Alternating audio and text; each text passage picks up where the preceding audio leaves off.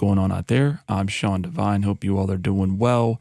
Today, we're going to show you the second part of my workflow with Superior Drummer 3. We're going to look more closely at the mixer and how I'm using some specific effects within the Superior Drummer 3 plugin, as well as a couple of other workflow aspects with this instrumental session. So let's take a look. All right, so I got my session open here. This is an instrumental that I produced along with Jerd Beats, and this is a custom drum kit that I've done with Superior Drummer 3 based on the Pearl Masterworks, some of the samples there in the factory library.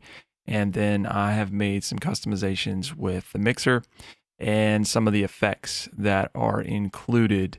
The transients and the punch, it can compete with the other really aggressive electronic drum samples that I tend to use in a lot of my sessions. So this is a great example of that, where we go from purely electronic hip hop drum samples into a section that's using Superior Drummer 3 exclusively, and then we go back into hip hop drums, our electronic samples, and it really holds its own. So let me go ahead and play back this section, and then we'll talk more about what I'm doing specifically in SD3.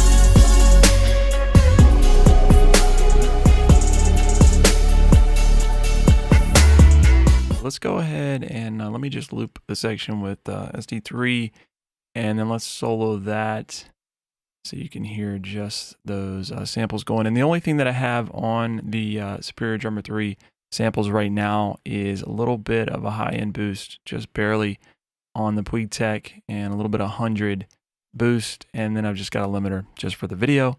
And then we're doing a little bit of a parallel drum comp, and I think we're at like 3-1, and I'm just kind of blending that in just to give us a little bit of glue to the samples.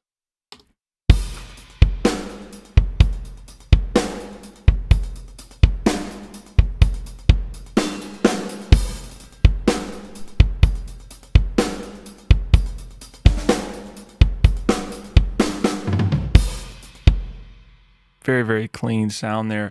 Let's talk about the ambient mic with the ribbon mic here. Let me just mute that so that you can hear it without it.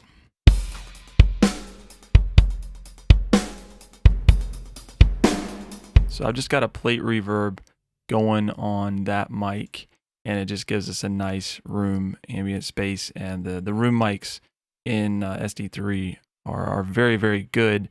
Let's go over to the kick drum, and I'm going to let you just hear that soloed.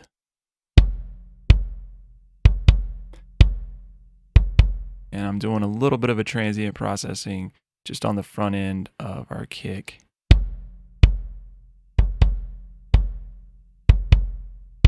So again, you can still really get aggressive transients and dynamics out of these samples. I've also got a tape delay going on the hi-hat just to give it a little bit different feel and rhythm.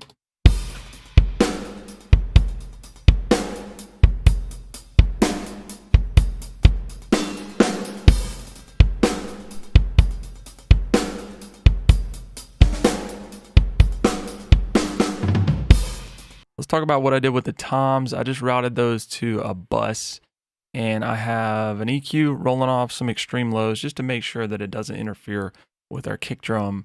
And then I also have a bit of room reverb just to give it a different kind of vibe. The other thing that I did with these, and that's really great with SD3, is that I adjust the envelope because there was quite a bit of ring. So you can hear now they're really quite tight, and they have a pretty fast decay. But if I turn the envelope settings off, You got some nice overring, pretty long decay. It's really cool, but for this purpose, I just wanted to tighten those up. So we'll just turn that back on, and then we get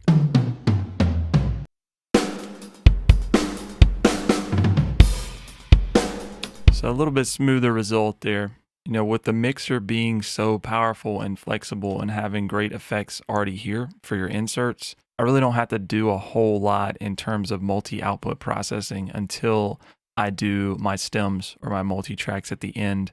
I'd prefer just to work within the mixer of SD3, and it just makes it to where everything is all encompassed here. And then as you can see, I can save all my presets. This is a preset kit, and it'll just recall all my effects and everything else there, making that process a lot easier to be able to use this in other sessions. All right, y'all, that's a quick look and listen to my workflow with Superior Drummer 3 in this instrumental session. Thanks for watching.